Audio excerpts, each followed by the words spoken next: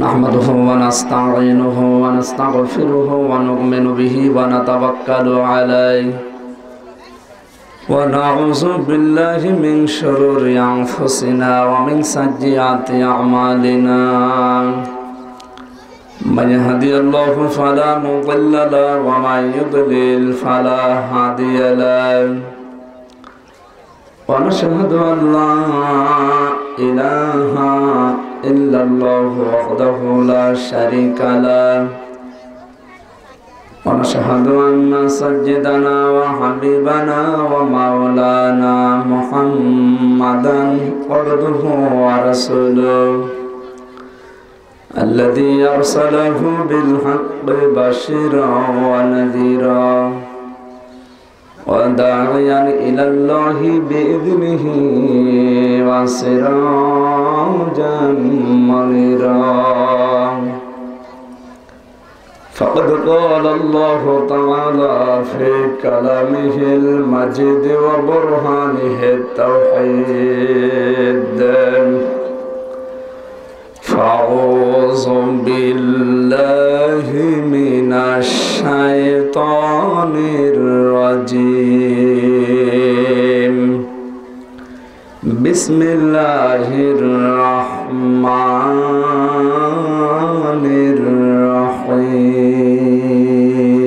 الرحيم الرجال قوامون على النساء بما فضل الله بعضهم على بعض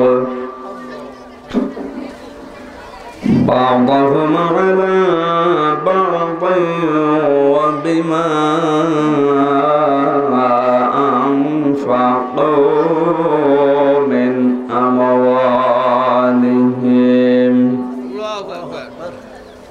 فالصالحات قانتات حافظات للغيب بما حفظ الله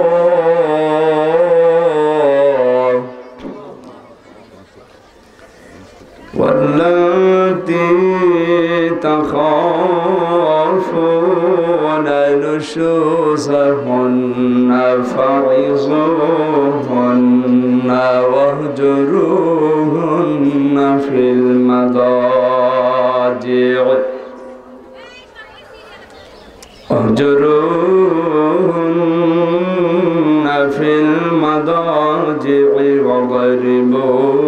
واضربوهن فإن أطعنكم فلا تبغوا عليهن سبيلا إن الله كان عليا كبيرا صدقت يا ربنا. عن أبي هريرة رضي الله تعالى عنه قال النبي صلى الله عليه وسلم من أحب لله وأبغض لله وأطاع لله ومنع لله فقد استكمل الإيمان رواه ابن ماجه. إن الله وملائكته يصلون على النبي يا أيها الذين آمنوا صلوا عليه وسلموا تسليما اللهم صل على محمد وعلى آل محمد كما صليت على إبراهيم وعلى آل إبراهيم إنك حميد مجيد. اللهم بارك على محمد وعلى آل محمد كما باركت على إبراهيم وعلى آل إبراهيم إنك حميد মাজিদ। আলহামদুলিল্লাহ, কুমিল্লা জেলার দাউদকান্দি থানার অন্তর্গত 5 বিটা জামে মসজিদ কমিটির উদ্যোগে আয়োজিত চতুর্থ বাৎসরিক 2 দিন ব্যাপী তাফসীরুল কোরআন মাহফিলের মহিলা সমাবেশের সম্মানিত সভাপতি জনাব Mohammad Salauddin BA LLB LLM, সভাপতি 5 বিটা জামে মসজিদ কমিটি, হায়াতে তাজ্জেবা সিহাতে কুল্লিয়া কামনা করি আল্লাহ যেন দান করে, তার মা বাবাকে যেন আল্লাহ মাফ করে দেন, আমিন। সার্বিক পরিচালনায় আছেন জনাব মোহাম্মদ ইলিয়াস মুন্সি, সেক্রেটারি 5 বিটা জামে মসজিদ কমিটি। সম্মানিত পরিচালক বড় ভাই জনাব মোহাম্মদ আবুল কালাম কামাল হোসাইন। এখানে বসা আছে আত্র মাহফিলের স্বপ্নদ্রষ্টা মালয়েশিয়া প্রবাসী বড় ভাই জনাব আব্দুল মজিদ। আলোচনা রেখেছেন জনাব মাওলানা তোফাজ্জল হোসেন, জনাব মাওলানা মাসুম বিল্লাহ, জনাব মাওলানা রুহুল আমিন। আলেমদের কথাগুলো বাস্তবে আমল করার তৌফিক আল্লাহ আমাদেরকে দান করেন, আমিন। মঞ্চে বসা ওলামা ইকরাম, সামনে বসা মুসলমান ভাইরা, পর্দার আড়ালের সম্মানিতা মা এবং বোনেরা,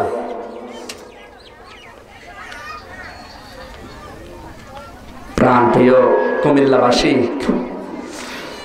আল্লাহর দরবারে শুকরিয়া জানাচ্ছি যিনি আমাদেরকে ইসলামের পথে সময় দেওয়ার তৌফিক দিলেন। এই সময়টুকু আমরা গান বাজনা, সিনেমা, থিয়েটার, বিভিন্ন উল্টাপাল্টা কাজে দিতে পারতাম। সব জায়গা থেকে মুক্ত করে যে মহান রব্বুল ইজ্জাত আল জালাল কোরআনের জন্য সময় বের করার সুযোগ দিলেন, তাকে বলছি আলহামদুলিল্লাহ। আরো জোরে বলেন আলহামদুলিল্লাহ। পুরুষের জন্য বিভিন্ন দিনের প্রতিষ্ঠানগুলো, দিনের আলোচনা করার স্থান বাংলাদেশে এখনো আছে, কিন্তু মেয়েদের জন্য এই জায়গাগুলো একেবারে কম। কিন্তু এই মাহফিলটা স্বতন্ত্র, এরা পুরুষের পাশাপাশি মেয়েদের জায়গা করে দিয়েছে। তারপরও দিনের বেলা মেয়েদের জন্য রাতে যাওয়া আসা চলাফেরা আসলে কষ্ট। রাতের বেলা দিয়েছে না দিয়ে দিনের বেলা দিয়েছে, ভালো হয়েছে। যাওয়া আসা চলাফেরা এদের সব কিছু অনুকূলে হয়েছে। আল্লাহ রাব্বুল আলামিন এই মাহফিলটা কিয়ামত পর্যন্ত হেদায়েতের জন্য যেন জারি রাখেন, সকলে বলেন আমিন। আল্লাহ পাক বলেন মাইয়াশফা' শাফাআতান হাসানাতান ইয়াকুল লাহু নাসীবুম মিনহা ওয়া মাইয়াশফা' শাফাআতান সাজ্জিআতান ইয়াকুল লাহু কিফলুম মিনহা ওয়া কানা আল্লাহু আলা কুল্লি শাইইন মুকিতা। সূরা নিসার 85 নম্বর আয়াত।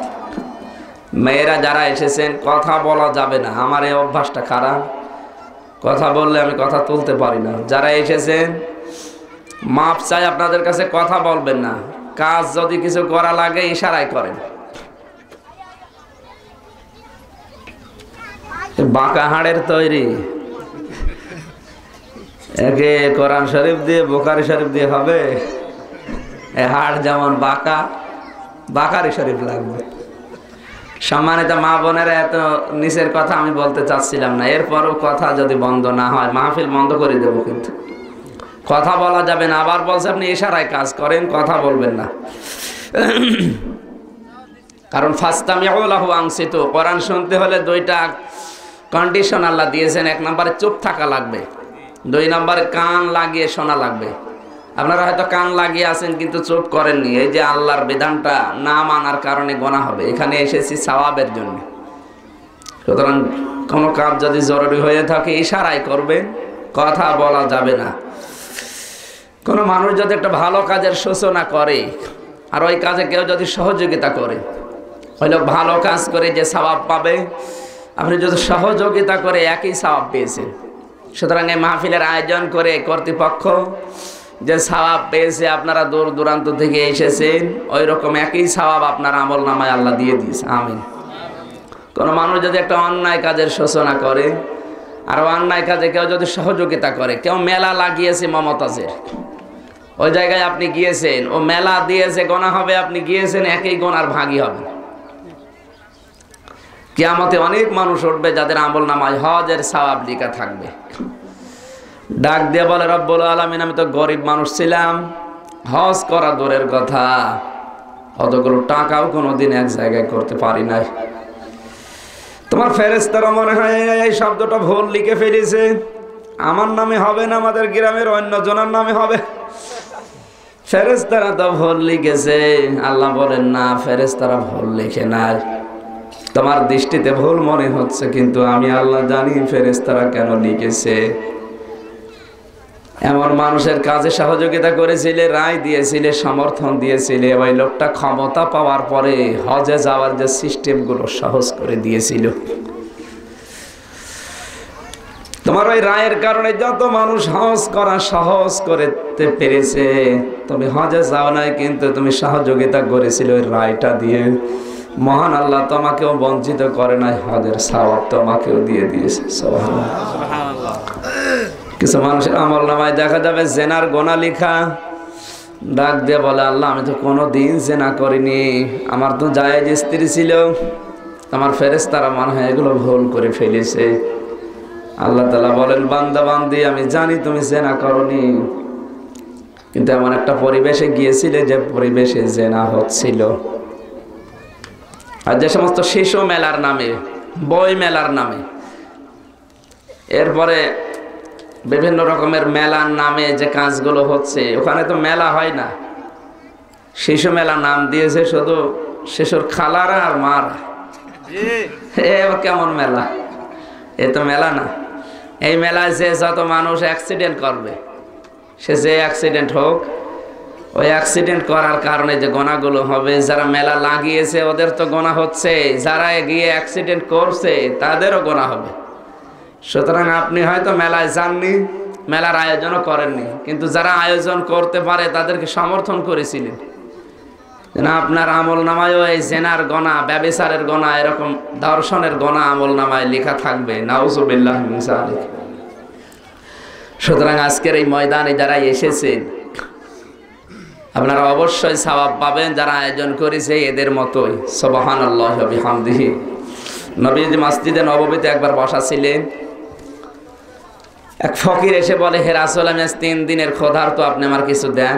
নবীজি পকেটে হাত দিয়ে দেখলেন একটা দিরহাম আছে, বের করার পরে ওমরকে জিজ্ঞাসা করলেন, এটা দেব? হযরত ওমর বললেন, হে নবী, আপনি দিয়ে দিন।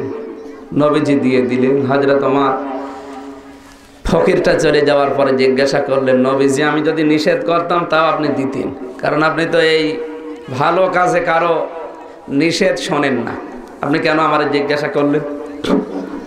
আল্লাহর নবী বলেন, ওমর, মান জা বিল হাসানাতি ফালাহু আশরু আমসালিহা। কোন মানুষ যদি একটা ভালো কাজ করে, মহান আল্লাহ একটা ভালো কাজে 10টা নেকি দিয়ে দেয়। আমি তো দান করে 10টা নেকি পেয়েই গেছি, তুমি যে একটু সহযোগিতা করলে, কথা দিয়ে সাহায্য করলে, মহান আল্লাহ তোমাকেও 10টা নেকি লিখে দিয়েছে। সুবহানাল্লাহ। সম্মানিত মা বোনের, সম্মানিত মা বোনের, এই জন্য আপনাদের উচিত ভালো কাজ যেখানে হবে ওই রকম জায়গায় সমর্থন দিয়ে, টাকা পয়সা দিয়ে সহযোগিতা করা, যেন ওটা টিকে থাকে।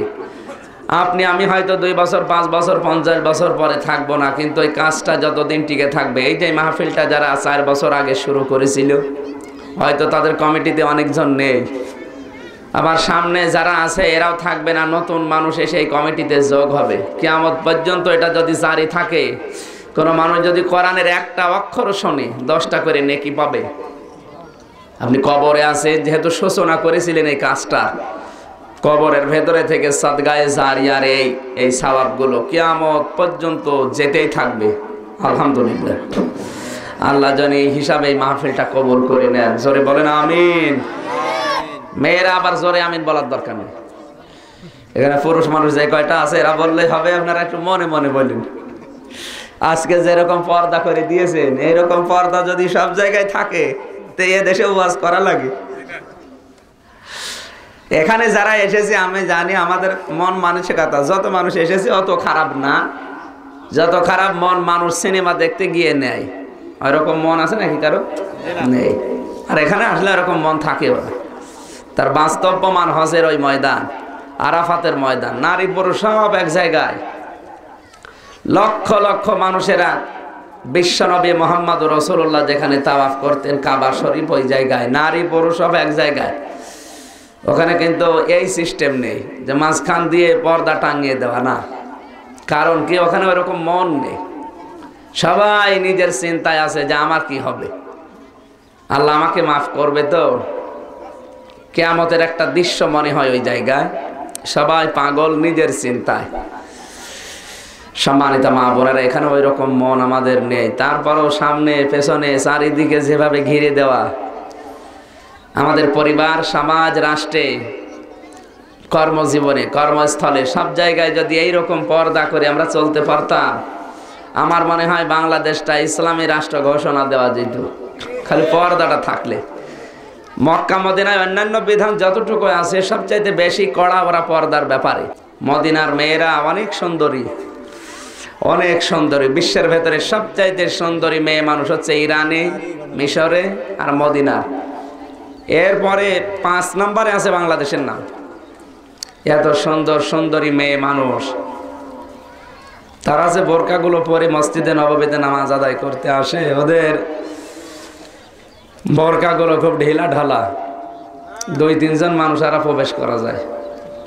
আর আমাদের দেশের মেয়েরা সুন্দরী হওয়া লাগে না, এমন বোরকা পরেছে, এ বোরকা না, টাইট স্কিন টাইট প্যান্ট। ও ছাতা একবার পরে খুলতে গেলে ছিঁড়ে যাবে। বোরকা পরার উদ্দেশ্য শরীরের অঙ্গ প্রত্যঙ্গগুলো সব যেন ঢেকে থাকে। এগুলো যদি না হয় তাহলে বোরকা হচ্ছে না, ওটা ফ্যাশন।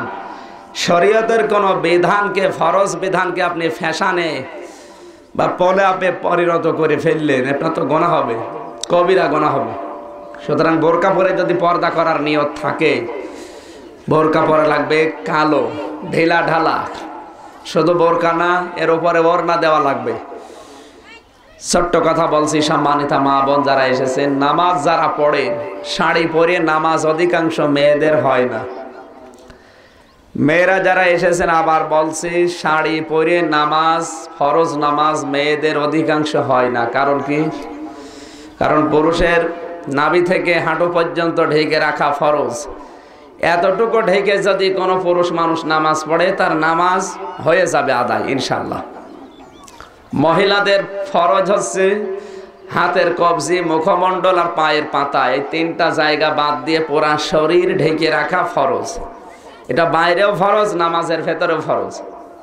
এখন নামাজে দাঁড়িয়ে শাড়ি পরে নামাজে দাঁড়ালেন, মাথা থেকে শাড়ি সরে গেল, চুল যদি বেরিয়ে যায় আপনার নামাজ শেষ, ভেঙে যাবে। তলপেট বেরিয়ে যায়, নামাজ ভেঙে যাবে।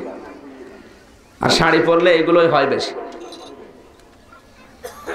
যেন নামাজ আদায় করার সর্বোত্তম সুন্নাতি পোশাক বা পর্দা করার সালোয়ার কামিজ, হাতা পর্যন্ত হাত হবে, হাত পর্যন্ত হাতা হবে, পা পর্যন্ত লম্বা হবে, নিচে ছায়া পায়জামা পরা লাগবে, আর মাথার উপরে দেওয়া লাগবে ওড়না।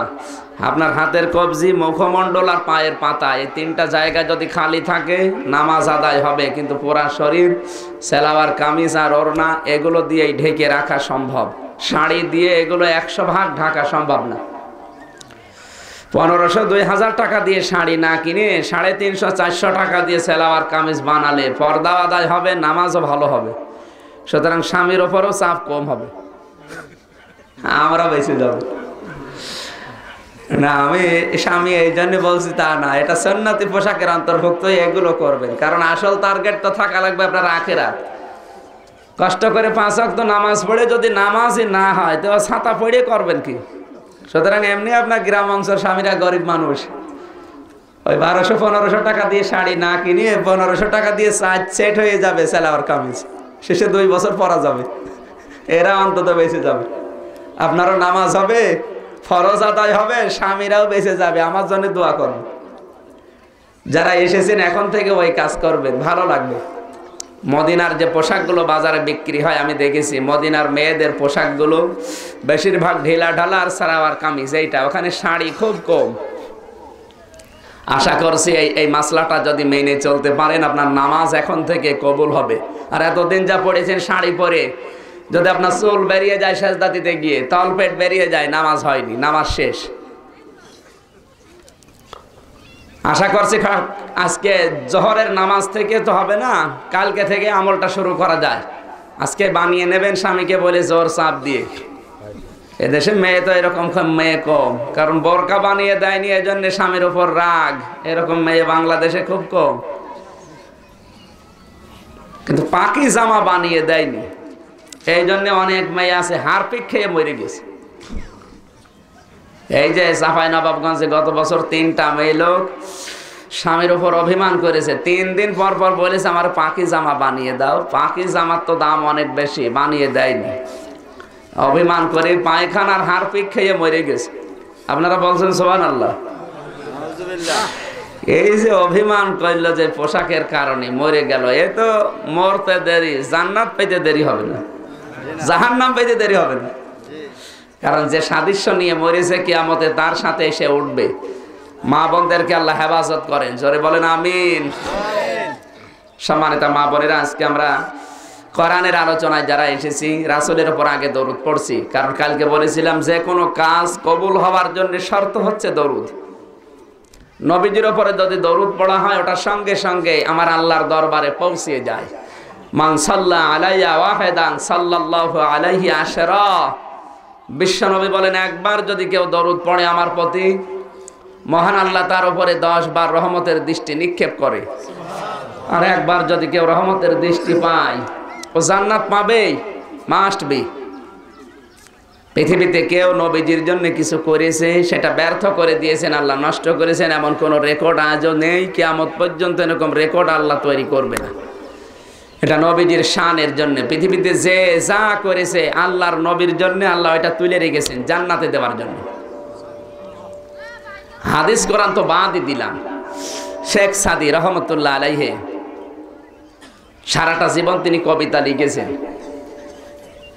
120 বছর দুনিয়ায় বেঁচে ছিলেন, 30 বছর এলেম অর্জন করেছেন, 30 বছর কর্মজীবনে কাটিয়েছেন, 30 বছর ভ্রমণ করেছে, আর 30 বছর 2টা কিতাব লিখেছিলেন, গলিস্থা আর বস্তা। বহু চরণ আছে এর ভেতরে, বহু লাইন আছে, অনেক মানুষ জানেই না। কিন্তু জীবনের শেষ প্রান্তে এসে তিনি একটা কবিতা লিখলেন নবীজির নামে।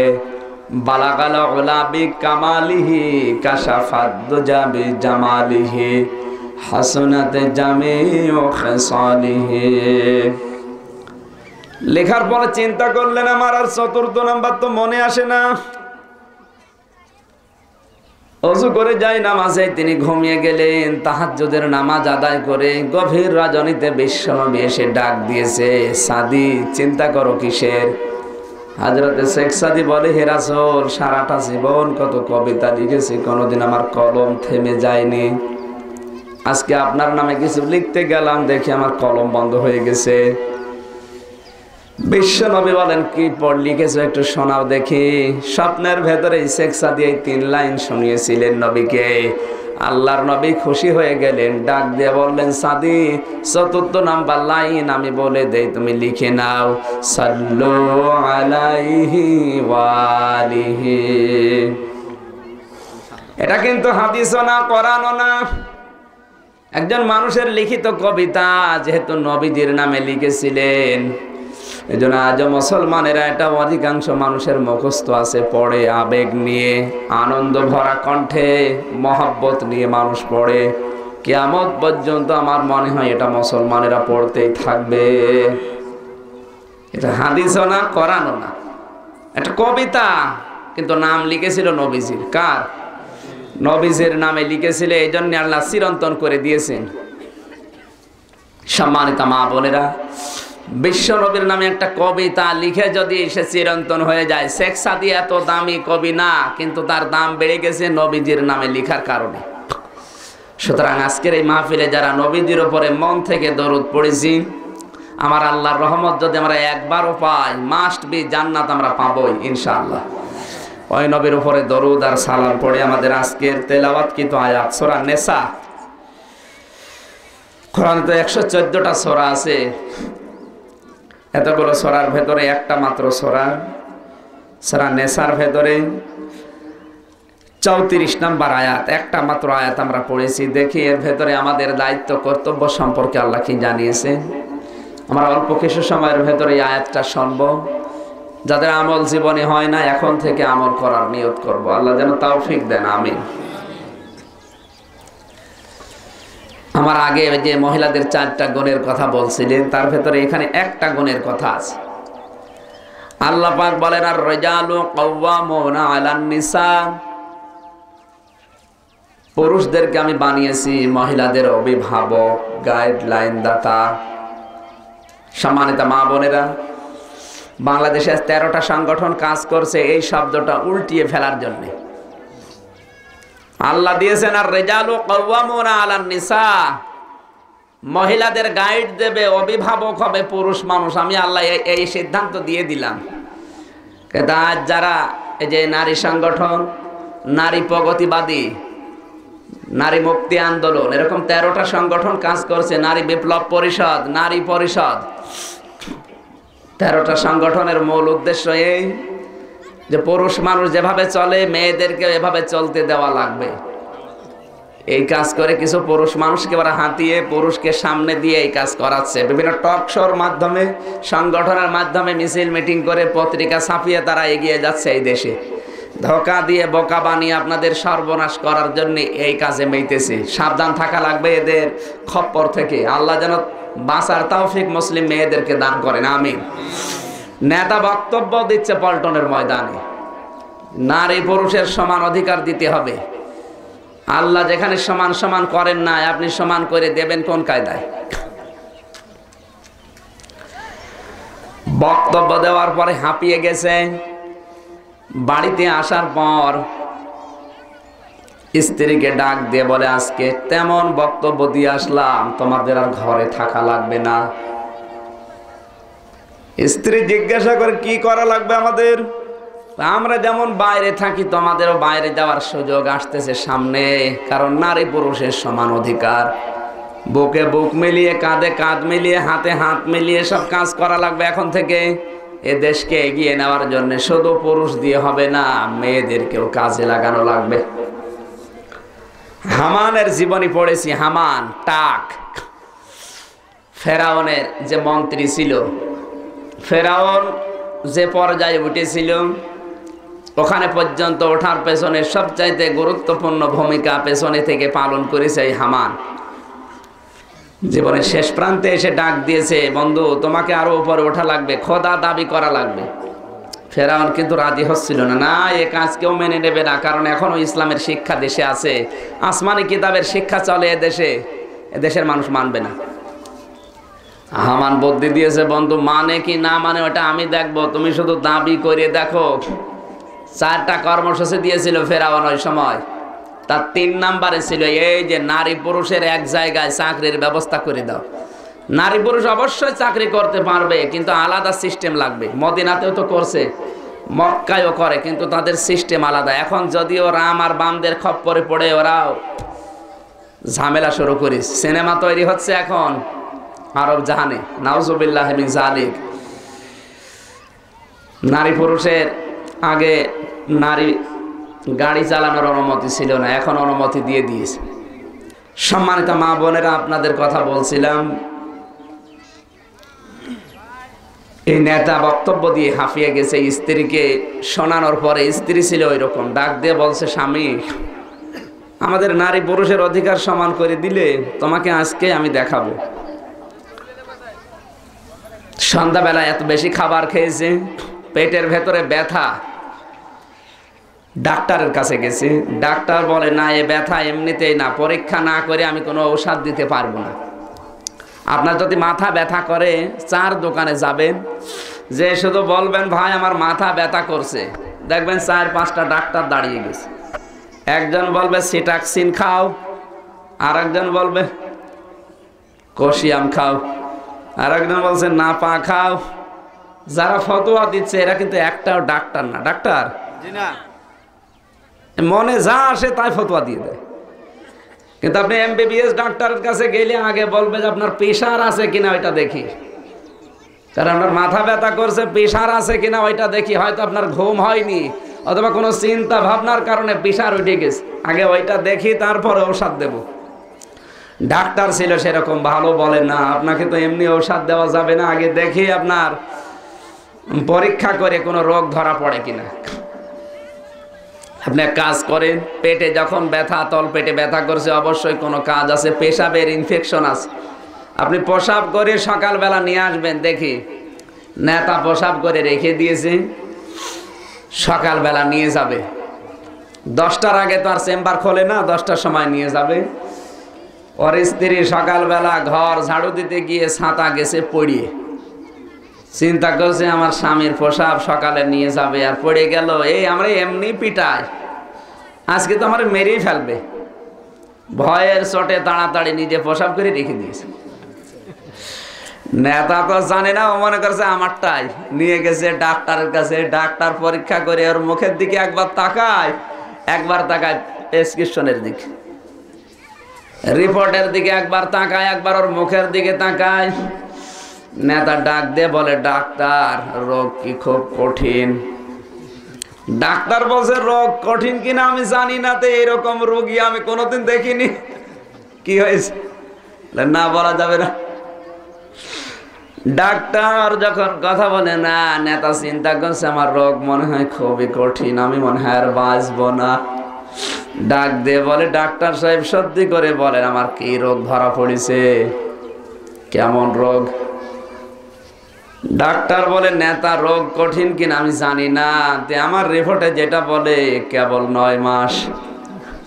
নেতার কিন্তু মাথা খারাপ হয়ে গেছে। 9 মাস মানে? এই যে রিপোর্ট পরীক্ষা করে রিপোর্ট দিয়েছে, এই যে দেখা যাচ্ছে আপনার আর বেশি দিন সময় নেই, মাত্র 1 মাস 10 দিন বাকি আছে সন্তান হতে। চিন্তা করছে আমি পুরুষ মানুষ, আমার আবার এই কায়দা। নেতা তো পাগল হয়ে গেছে যে এ কি সর্বনাশ। ডাক্তার ভালো করে বলেন, হ্যাঁ এই যে রিপোর্ট দেখে বলছে, আমি তো বানিয়ে কথা বলি না। এক দৌড়ে বাড়িতে যে বলছে, বউ তুমি কোথায়? বলে কেন? আমার 9 মাস। 9 মাস মানে? এই দেখো রিপোর্ট, ডাক্তার দিয়েছে, মিথ্যা না, পরীক্ষা নিরীক্ষা করে দিয়েছে, তা মেশিন দিয়ে। স্ত্রী ডাক দে বলে, দাঁড়াও, তোমার 9 মাসে কোন ডাক্তার দিয়েছে? বলে MBBS ডাক্তার। নেতা ডাক দিয়ে বলে, বউ তোমার তো 2-3টা সন্তানের আগে হয়েছে, ছেলে মেয়ে হওয়া কেমন কঠিন তুমি তো জানো, আমি তো কোনোদিন এই পরীক্ষায় পা দেয়নি, আমি কি এবার বাঁচবো? স্ত্রী ডাক দিয়ে বলে, নেতা শুধু পল্টনের ময়দানে বক্তব্য দাও আমার সমান অধিকার দেওয়ার জন্যে, এই যে 9 মাস এটা তো তোমার না, এটা আমার।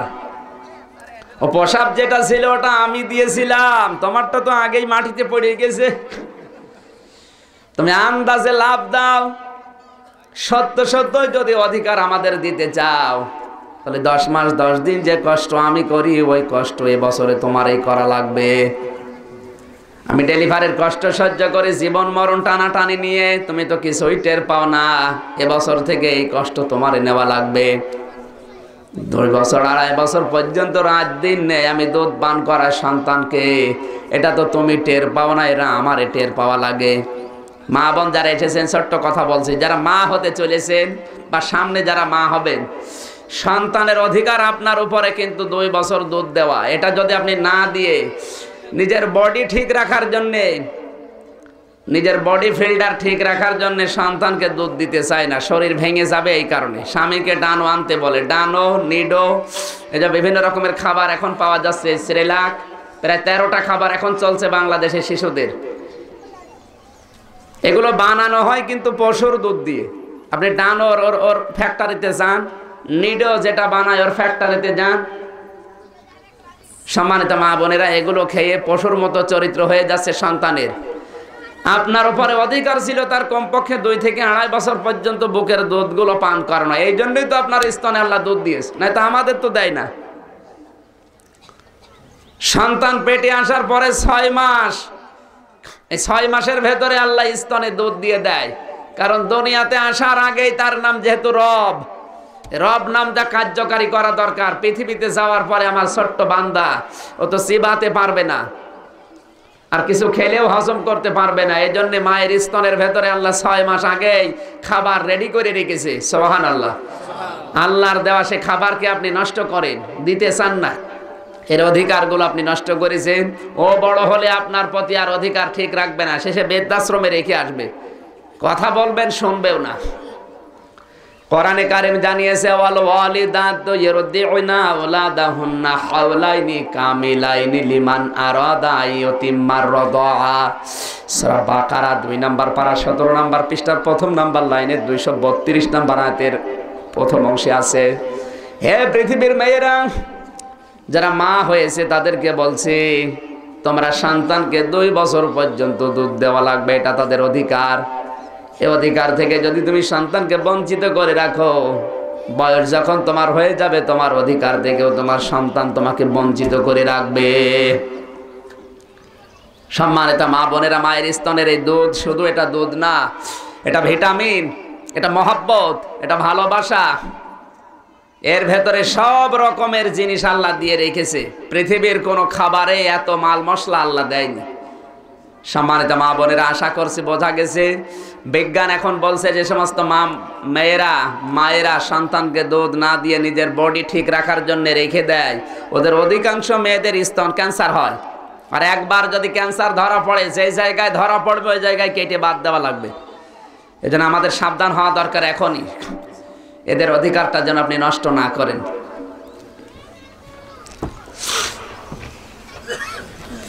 2 থেকে 2.5 বছর আমি এই দুধ পান করানোর কাজ করি, রাত দিন নেই। তুমি তো 1 বছরও টের পাও নিয়ে বড় ছেলে তোমার এই কাজ করা লাগবে, শুধু পল্টনের ময়দানে চিৎকার দেওয়া না। সম্মানিত মা বোনেরা, এ পৃথিবীর ময়দানে আপনাদের যে অধিকার আল্লাহ দিয়েছেন, ওই অধিকারগুলো যদি কেউ ফিরিয়ে দিতে পারে দুনিয়ায় আর কিচ্ছু লাগবে না, ওইটাই যথেষ্ট। নবীজি এসে অধিকারগুলো ওই মানুষদেরকে ফিরিয়ে দিয়েছিলেন।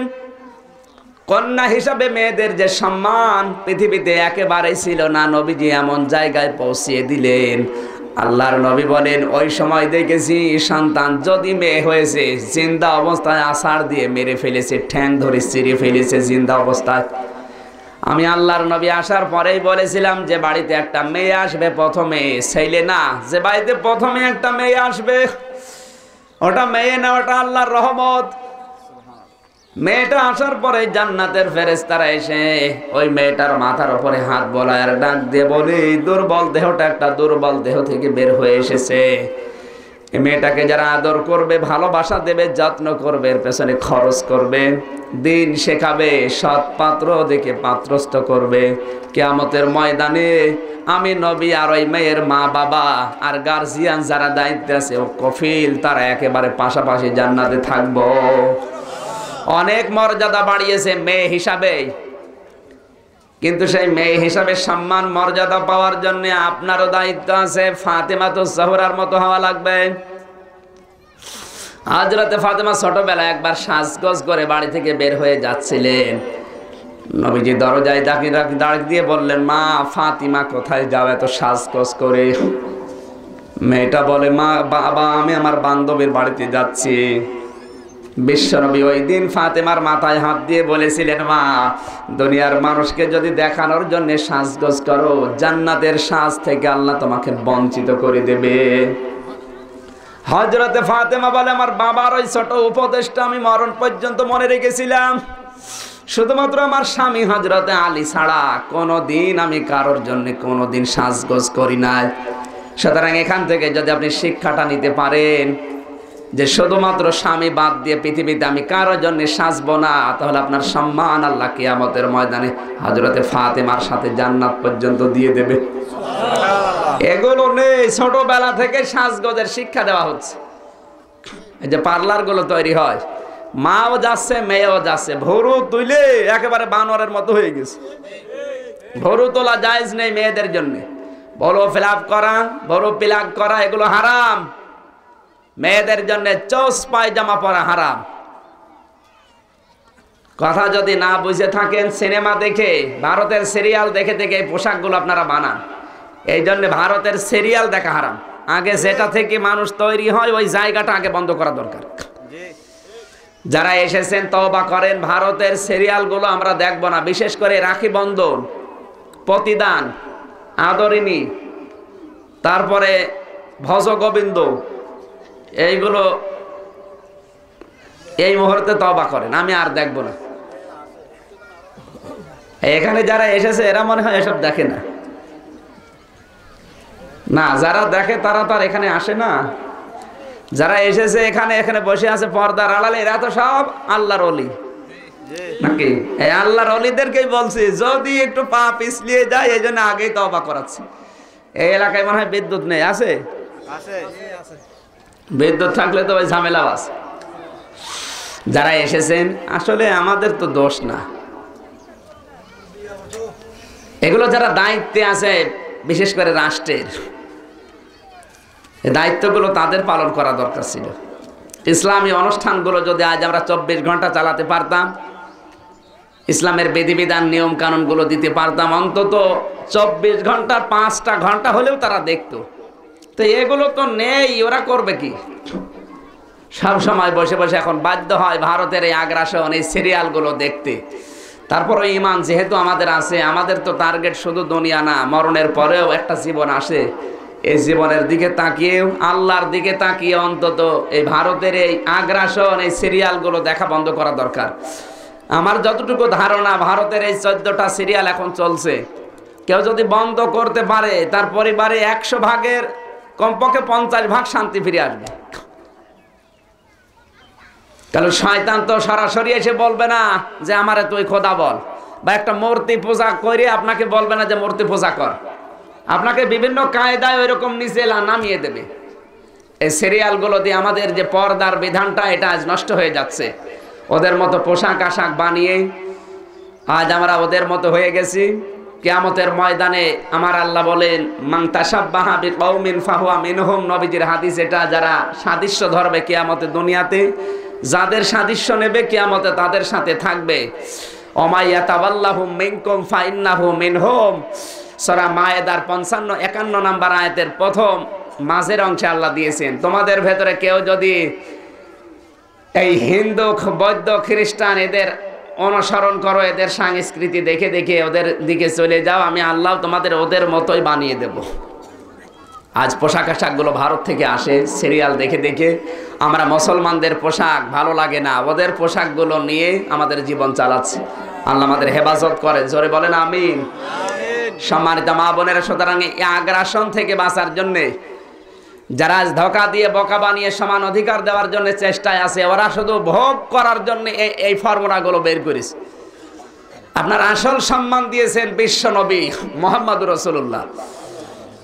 সুতরাং মেয়ে হিসাবে যদি সম্মান পেতে চান, আর আপনাদের জন্য যদি আমরা জান্নাত পেতে চাই, অবশ্যই আপনাদের উচিত হবে ফাতেমাতুজ জোহরার মতো সিদ্ধান্ত নেওয়া যে আমার স্বামী বাদ দিয়ে পৃথিবীতে কারো জন্য আমি আজকে থেকে আর সাজগোজ করব না। যারা রাজি আছেন তারা হাত তোলেন তো। এই আপনারা পুরুষ, আপনি কিসে সাজবেন? ওদেরকে বলছি। সম্মানিত মা বোনেরা, এখন থেকে না নিয়ত করা লাগবে যে আমি স্বামী বাদ দিয়ে কারো জন্য সাজবো না। আলহামদুলিল্লাহ, হাতকে তুলেছে না তুলেছে আমি তো দেখতে পাচ্ছি না, ফেরেশতারা দেখছে। আশা করছি এই সিস্টেম যদি কালকে থেকে চালু হয়, বেপরদা কোনো মেয়ে লোক আর রাস্তাঘাটে পাওয়া যাবে না, এই এলাকায় অন্তত।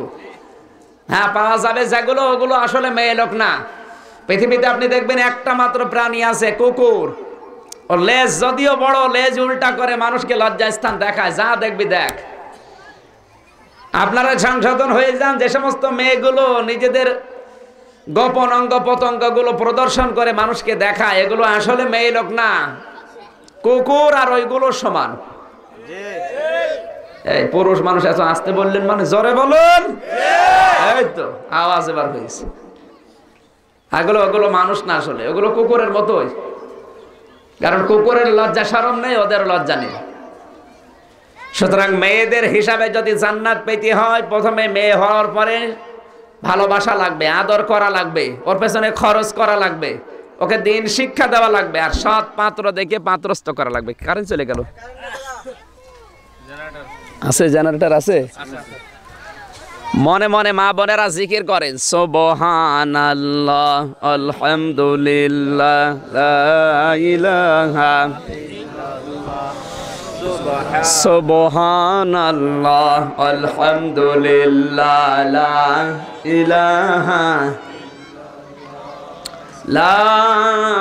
ইলাহা ইল্লাল্লাহু মুহাম্মাদুর রাসূলুল্লাহ। সম্মানিত মা বোনেরা, 2 নম্বরে বিশ্বনবী বলেন, কন্যা থেকে যখন একটু বয়স হবে স্ত্রী হিসাবে তাদের মর্যাদা আমি নবী বাড়িয়ে দিলাম। আমার আল্লাহ নবীর মাধ্যমে জানিয়েছেন স্ত্রী হিসাবে স্ত্রী যখন হয়ে যাবে মেয়েটার মর্যাদা কেমন বাড়বে। পৃথিবীর ময়দানে এমন কোন পুরুষকে আমি আদেশ দেইনি যে বিয়ে করতে গেলে যৌতুকের টাকা নেওয়া লাগবে, এমন কোন আদেশ কোরআনে হাদিসে নেই। এগুলো আমরা হিন্দুদের থেকে নিয়েছি। যেটা দেওয়ার দরকার ফরজ হিসাবে আল্লাহ কোরআনে আয়াত দিয়ে দিলেন, ওয়া আতুহুন্না উজুরহুন্না ফারিদা, স্ত্রীর দেন মোহর আদায় করা ফরজ। কোরআনে কোন জায়গায় পুরুষের ব্যাপারে এমন কোনো কথা নেই, অথচ মেয়েদের ব্যাপারে আল্লাহ কোরআনে দিয়েছেন, নবীজি হাদিসে দিয়েছেন, বাস্তবে আমল করে নবী দেখিয়েছেন। সুতরাং স্ত্রী হিসাবে আপনাদের সম্মান বাড়ার পেছনে যে কারণ, তার নম্বরে দেন মোহর। এই দেন মোহর পুরুষ মানুষকে দেওয়া লাগে, এই জন্য পুরুষের মর্যাদা আমার আল্লাহ বাড়িয়েছেন। বিমান ফাকু মিন আমওয়ালিহিম, পুরুষের মর্যাদা মেয়েদের উপরে কেন বেশি জানো? কারণ তাদের পেছনে পুরুষ মানুষ খরচ করবে। মেয়ে লোকদের মোহরের টাকা নিয়ে যদি কোটি কোটি টাকার মালিক হয়ে যায়, ব্যবসা বাণিজ্য করে, ওগুলো একটা টাকাও স্বামীকে দেওয়া লাগবে না। যদি কোনো আত্মীয় স্বজন আছে, স্ত্রীর কোনো খরচও নেই, যত খরচ করবে সব স্বামী। এই জন্য স্বামীর মর্যাদা স্ত্রীর উপরে বেশি। ফাদ্দালাল্লাহু বা'দাহুম আলা বা'দ, আল্লাহ বলেন তাদের মর্যাদা একের উপরে অন্যের আমি বাড়িয়ে দিয়েছি। কারণটা কি? তাদের শারীরিক যে গঠনগুলো, পুরুষের কাজ হচ্ছে বাইরে আর মেয়েদের কাজ হচ্ছে ঘরের ভেতরে। এই জন্য যে সমস্ত মেয়েরা ঘরের পরিবেশে বেশি থাকবে, ওদের বুদ্ধি বিচক্ষণতা বেড়ে যাবে। আর পুরুষ মানুষ যত বাইরে থাকবে, ঘরের বাইরের পরিবেশে কাজ কারবারে থাকবে, তাদের বুদ্ধি বিচক্ষণতা বাড়বে। কিন্তু আমাদের সিস্টেম আজ উল্টিয়ে গেছে। ওরা এখন ঘরের ভেতরে, ওরা এখন ঘরের বাইরে, আর আমরা এখন ঘরের ভেতরে। এই জন্য আমাদের বুদ্ধি লোপ পায়, ওদের বুদ্ধি যা আছে ওইটাও লোপ পাচ্ছে। শেষে আমরা সব পাগল হয়ে গেছি। সম্মানিত মা বোনের, এই জন্যে মেয়েদের ঘরের পরিবেশে থাকলে ওদের বুদ্ধি বিচক্ষণতা, ওদের সরলতা সব বেড়ে যায়। আর পুরুষ মানুষ যত বাইরে থাকবে, ওদের বুদ্ধি বিচক্ষণতা, বাস্তবতা আল্লাহ তত বাড়িয়ে দেবে। আল্লাহ এটা আমল করার তৌফিক যেন দান করেন। পুরুষের উপরে মেয়েদের মর্যাদা শুধু এক জায়গায়, যখন মা হয়ে যাবে ওই সময়। পুরুষের চাইতে মায়েদের মর্যাদা ওই জায়গায়, হক মর্যাদা না, হক তিন গুণ বেশি। মায়ের হক 3 গুণ বাবার চাইতে বেশি, কিন্তু পুরুষের মর্যাদা বেশি, হক বেশি না। এই জন্যে মর্যাদা আর হক এক জিনিস না। কোন মা যদি সন্তানকে বলে যে তোর বউ তালাক দিয়ে দে, মায়ের কথা মতো বউ তালাক দেওয়া জায়েজ নেই। কিন্তু বাবা যদি বলে বউ তালাক দেওয়া লাগবে, কারণ শরীয়তের এই বিধানটা ওর ভেতরে পাওয়া যাচ্ছে না, খেলাপ পাওয়া যায়, তাহলে বাবার কথা মেনে ওই বাস্তবতার দিকে তাকিয়ে বউ তালাক দেওয়া জায়েজ আছে। সম্মানিত মা বোনের, এদিকে তাকান। এই কথাটা কেন বললেন? কারণ বউ আর শাশুড়ির যে দ্বন্দ্ব, এটা চিরন্তন। এটা আগে ছিল, এখন চলছে, কিয়ামত পর্যন্ত চলবে। আর এই দ্বন্দ্ব মিটিয়ে যারা মা আর মেয়ের মতো সম্পর্ক তৈরি করতে পারে, এরা আল্লাহ রাসূলের কাছে অনেক দামি। আর এইটা তৈরি করাই কঠিন এখন। কারণ অনেক মেয়ে এখানে বসে আছে, নিজের মাকে যেভাবে মনে করে, সম্মান দেয়, আদর করে, ভালোবাসা দেয়, শাশুড়িকে ওইভাবে করে না। ও মনে করে শাশুড়ি মানে একটা বোঝা, কি করে আলাদা হওয়া যায় এই চিন্তা ভাবনা থাকে। এরকম মহিলা, এরকম পুত্রবধূ তো দেশে এখন নেই। আছে মানে এখানেই বসে আছে। আমি নাম ধরবো না? আমি তো জানি না, ধরবো কি করে? সম্মানিত মা বোনেরা, আমি না নাম জানলে আল্লাহ কিন্তু জানে, ফেরেশতারা জানে। আপনার চরিত্র যদি ওই রকম হয়ে যায়, নিজের মায়ের সাথে আপনার যে সম্পর্কটা, যে ভালোবাসা, মা যদি একটু ভুল করে আপনি আবার সংশোধন করে দেন, কিছু মনেও করেন না। আর শাশুড়ি একটু ভুল করলে আগে স্বামীর কানে কানে তুলে দেয়। এরকম পুত্রবধূ দেশে নেই? আপনার কারণে যদি আপনার এই এত কষ্ট করে মানুষ করা সন্তান তার মায়ের অবাধ্য হয়ে যায়, আলাদা হয়ে আরামে সংসার করার জন্য সিদ্ধান্ত নেয়, মা বাবার খোঁজ আর না নেয়, আপনি যখন সন্তান বিয়ে দেবেন আপনারটাও আপনার সাথে ওই রকমই আচরণ করবে। কারণ ছোট কাটায় যদি কেউ ধার করে, বড় কাটায় ধার শোধ দেওয়া লাগে। আমার কে উস্তাদ বলছিল বিশ্ববিদ্যালয়ে যে এক ছেলে তার বাবাকে জুতা দিয়ে পিটাচ্ছিল। জুতার পিটানি খেয়ে বাবা বাড়ি থেকে বের হয়ে গেছে এক তাল গাছের নিচে, আর যেতে চায় না। সন্তান জিজ্ঞাসা করে, বাবা তোমার মেয়ে এত পিটালাম, তুমি সে বাড়ি থেকেই তাল গাছ পর্যন্ত আসলে আর যেতে চাও না, কারণ কি? বাবা বলে, সন্তান আমি যখন তোর বয়সে ছিলাম ঠিক এই কায়দায় আমার বাবাকেও আমি পিটিয়েছিলাম জুতা দিয়ে। আমার বাবা জুতার পিটানি খেয়ে তাল গাছ জড়িয়ে ধরেছিল। তুই আমার যত পিটাবি আমি তাল গাছ পার হব না, কারণ আমি যা পাওয়ার পেয়ে গেছি। আপনি যা করছেন শাশুড়ির সাথে ঠিক অতটুকুই আপনার পুত্রবধূ এসে আপনার সাথে করবে। একটা পুত্রবধূ তো হিসাব করা দরকার। আমিও তো এই বয়সে ছিলাম। একটা শাশুড়ি যখন পুত্রবধূর সাথে আচরণ খারাপ করে তার মনে করার দরকার ছিল আমিও কিন্তু এই বয়সে ছিলাম। আমার সাথে ভালো ব্যবহার করলে যেমন আমার ভালো লাগতো, আমার এই পুত্রবধূর সাথে এরকম ভালো ব্যবহার করলে এরও ভালো লাগবে। সুতরাং শাশুড়ি যারা বসে আছেন এখন গপে তেল দিচ্ছে অনেকে, আমাদের দাম বাড়িয়ে দিল না। আপনার উচিত হচ্ছে ওই মেয়েটা যারা আসবে নতুন মেয়ে, ওই মেয়েটাকে আপনি নিজের ছোট মেয়ের মতো মনে করবেন। ছোট মেয়ের কথা কেন বললাম? কারণ পরিবারে যদি 5টা মেয়ে থাকে সবচাইতে বেশি আবদার পূরণ করা হয় ছোট মেয়ের। ও যদি কিছু ভুলও করে, দোষও করে, মা বাপ কিছু কিছু বলে না, মাফ করে দেয়। আর অন্যান্য মেয়েগুলো যদি একটু গরম শোনে, ছোট মেয়ের উপরে অত চাপ যায় না। এই জন্য আমি ছোট মেয়ের কথা বলছি। আপনার পুত্রবধূ প্রত্যেকটা আপনার ছোট মেয়ের মতো মনে করা লাগবে। নিজের মেয়ে কাপড় পরতে জানেন, আপনি শিখিয়ে দেন। নিজের মেয়ে খাবার রান্না করতে পারেন, আপনি শিখিয়ে দেন। ওইটা নতুন মেয়ে এসেছে, ও তো এমনি সব ছেড়ে দিয়ে এসেছে আপনার কাছে, ও তো কিছুই জানে না। সুতরাং আপনি যদি নিজের মেয়ের মতো করে ওকে শিখিয়ে দেন, সাদকা করার মতো সওয়াব হবে। এরকম বউ শাশুড়ি মনে হয় ঘরে ঘরে নাকি? এরকম শাশুড়ি নেই। এখন শাশুড়ি না, এগুলো ডাইনি।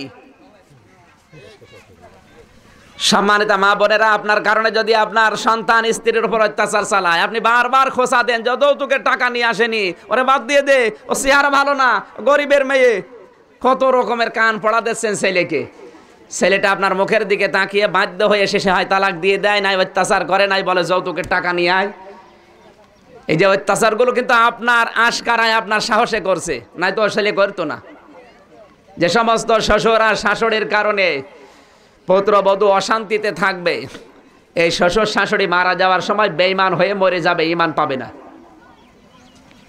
এরকম শাশুড়ি যদি থাকেন হাত তোলেন তো দেখি। এই দেখেন তো, হাত তুলেছে কেনা? কেউ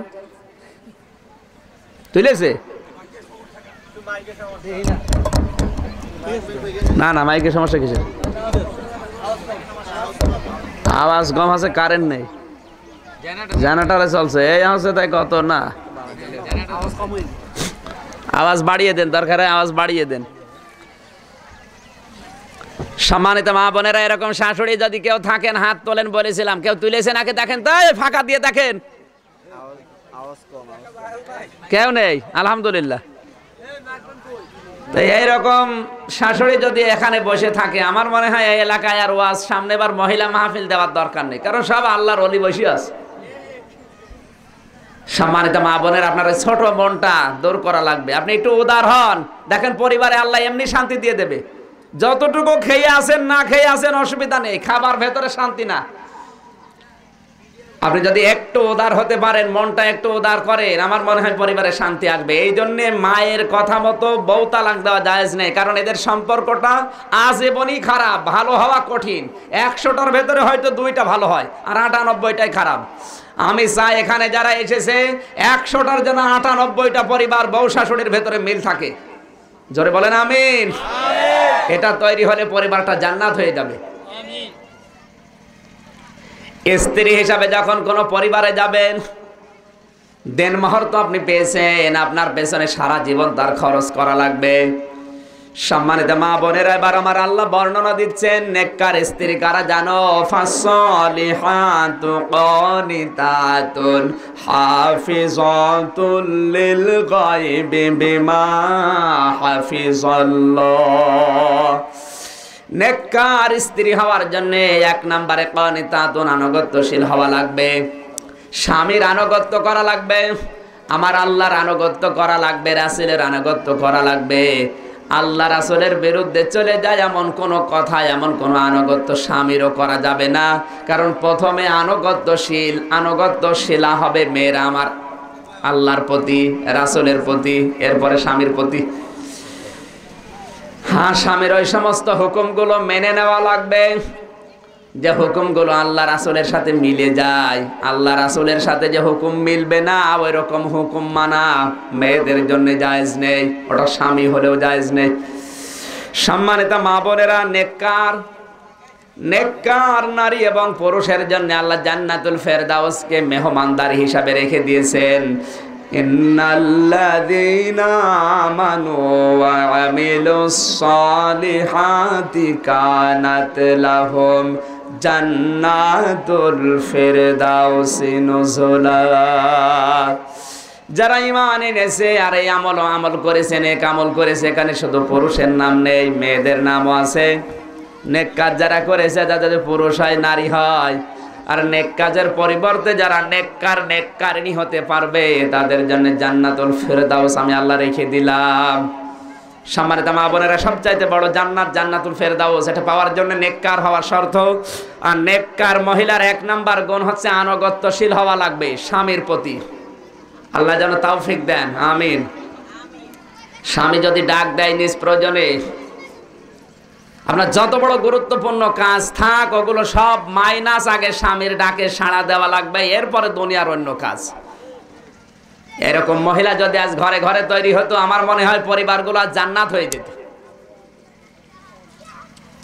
পৃথিবীতে একটা মহিলার জীবনে আমি পড়েছি, স্বামীকে মানে নাই, ডোন্ট কেয়ার, প্রতিদিন স্বামীকে থাপ্পড় দিত।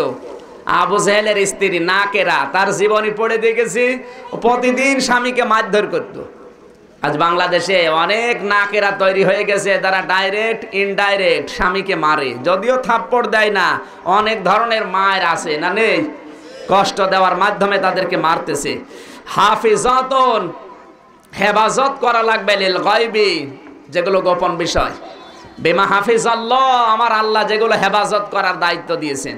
এখন এই হেফাজতটা কি? প্রথমে হেফাজত করা লাগবে আপনার শরীরকে, আপনার লজ্জা স্থানকে। বিয়ে হওয়ার পর দিন থেকে স্বামী বাদে অন্য কারো সাথে কোনো সম্পর্ক যদি থেকেও থাকে, তওবা করে ফিরে আসা লাগবে।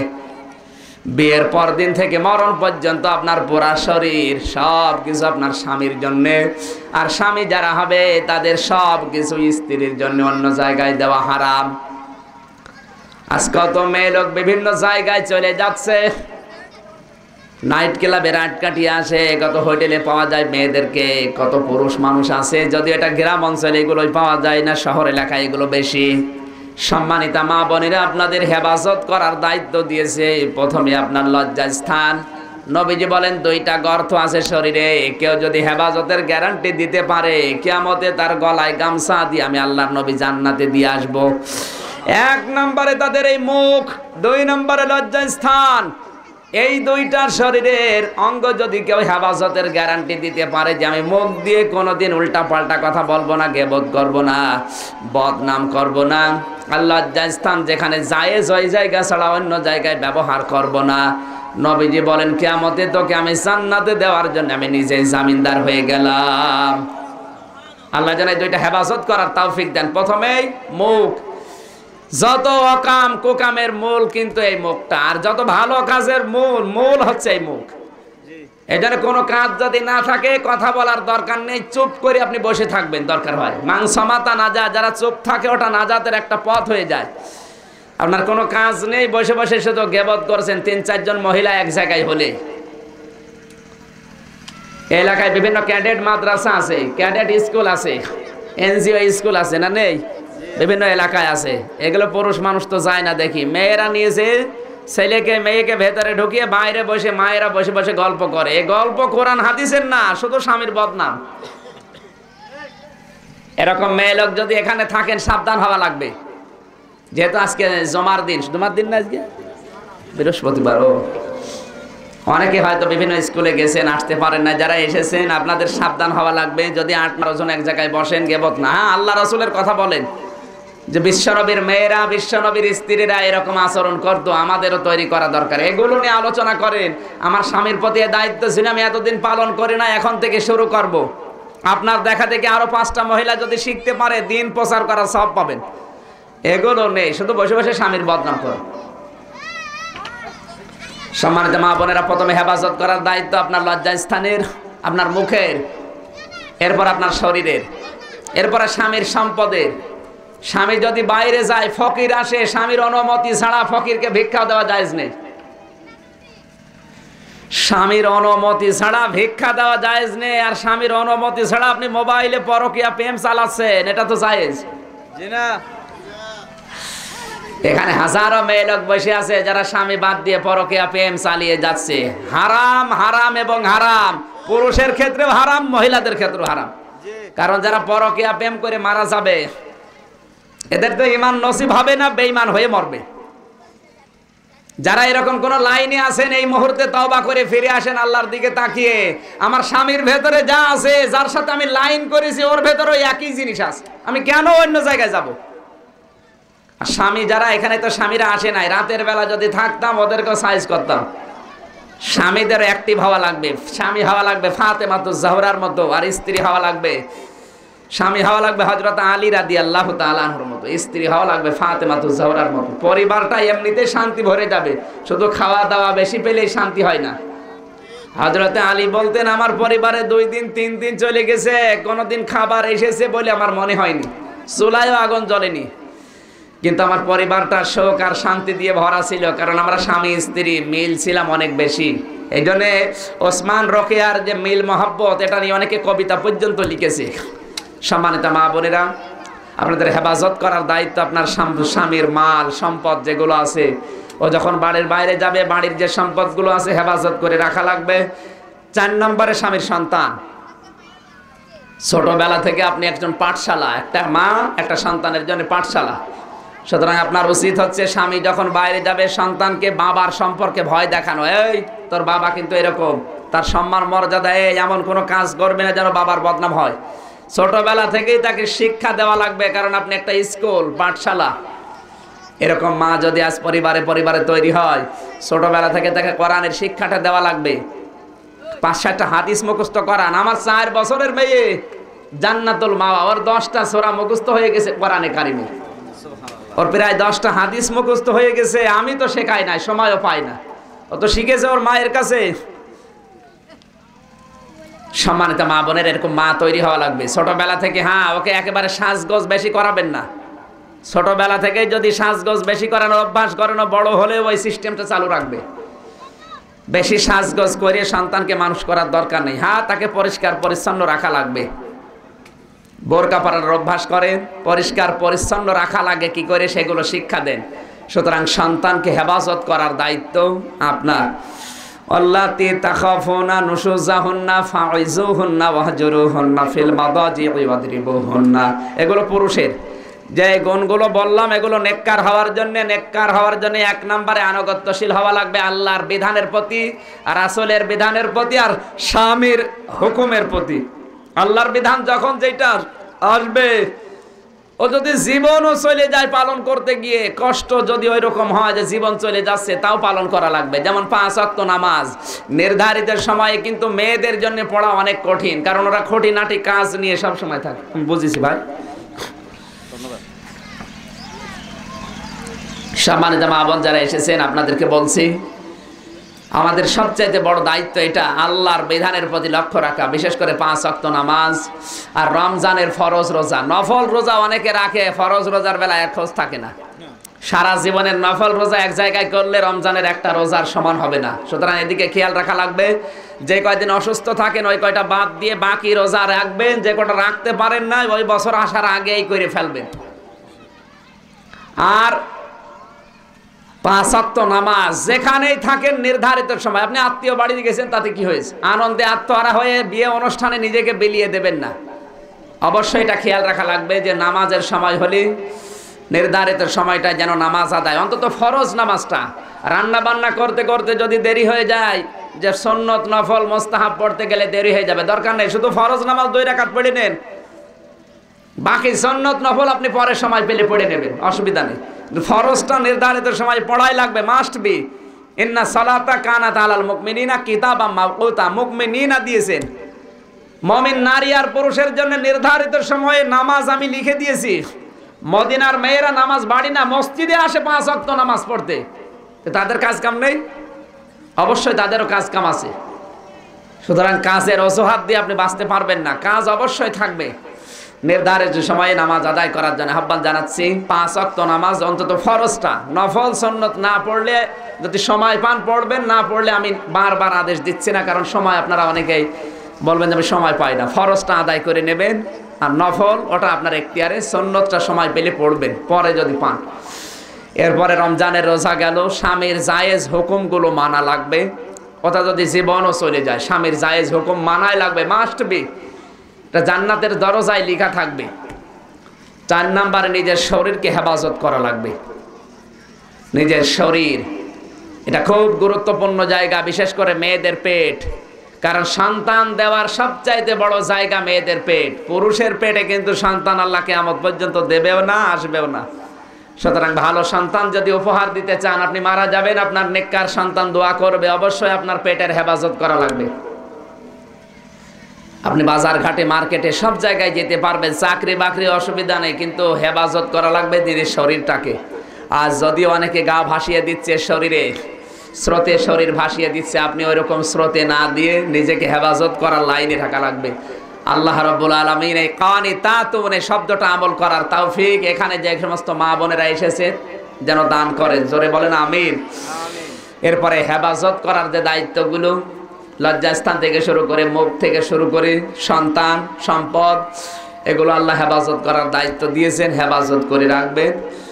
আল্লাহ রাব্বুল আলামিন এর পরবর্তী যে আয়াতে জান্নাতের ঘোষণা দিয়েছেন আপনাদের জন্য, আল্লাহ যেন ঘোষণা এখানে যে মেয়েরা এসেছে বাস্তবায়ন করার তৌফিক কামনা করছে, আমিন। বারাকাল্লাহু লানা ওয়া লাকুম ফিল কোরআনিল আযীম। মা বোন যারা এসেছেন, অনেকের রোগ শোক আছে, অনেকের স্বামী অবাধ্য আছে, সন্তান অবাধ্য আছে। আমরা এখন দোয়া করব আল্লাহর কাছে, আল্লাহ রাব্বুল আলামিন আমাদের রোগ শোক থেকে যেন হেফাজত করেন, স্বামী সন্তানগুলো নিয়ে যেন সুখী সংসার দান করেন। সুতরাং এগুলো করার জন্যে দান সাদগা জরুরি, কারণ যত বিপদ আপদ দান দিয়ে দূর হয়, সাদগা দিয়ে দূর হয়। আর সাদাকাতু তারুদ্দু মিনাল বালা, যদি কেউ বালা মুসিবত দূর করতে যায়, যে কোনো একটা জিনিস কাউকে দান করে সে যেন আল্লাহর কাছে দোয়া করে। সুতরাং আপনি নফল নামাজ পড়ে করতে পারেন, আপনার সামর্থ্য অনুযায়ী দান করে। আর দান করার সবচেয়ে বড় জায়গা আমার মনে হয় কোরআনের মাহফিল। আপনারা যা নিয়ে এসেছেন কোরআনের এই মাহফিলে, আপনার একটা রোগের অথবা একটা আশা পূরণ হওয়ার জন্য নিয়ত করে কোরআনের দিকে তাকিয়ে যতটুকু পারেন দিয়ে যাবেন, আশা করি ওইটা পূরণ হবে ইনশাআল্লাহ। মেয়েরা আছে না ভেতরে? স্বেচ্ছাসেবিকা আছে, যারা স্বেচ্ছাসেবিকাদেরকে পাঠিয়ে দেওয়া হচ্ছে।